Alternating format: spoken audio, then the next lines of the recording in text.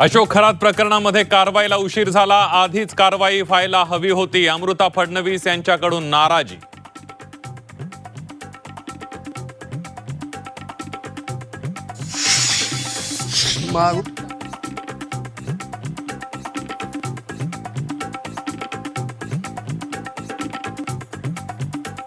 मारून टाकून मोकळं व्हावं, चर्चा सुद्धा होऊ नये. बोंधू अशोक खरात बद्दल चर्चा करू नका, मारून मोकळे व्हा. संभाजी भिडेंचा अजब सल्ला. भिडेंना सरकारमधील लोकांना वाचवायचंय का? काँग्रेसचा सवाल.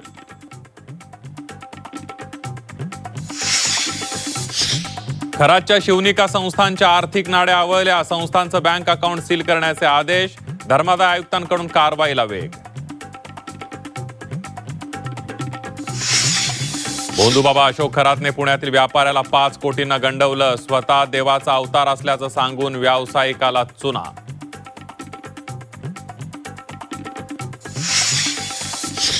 ठाकरेंच्या शिवसेनेमधील अंतर्गत वाद चव्हाट्यावर. मुंबईमध्ये बोलावलेल्या खासदारांच्या बैठकीत उद्धव ठाकरेंची नाराजी.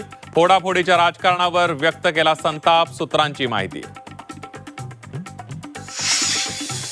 शरद पवारांना दिलेल्या जागेवरून आदित्य ठाकरे आणि संजय राऊत यांच्यात वादाची ठिणगी. 2028ला राऊत खासदार होणार नाहीत. खासदारांच्या बैठकीत आदित्य ठाकरेंची भूमिका. सूत्रांची झी24 तासला माहिती.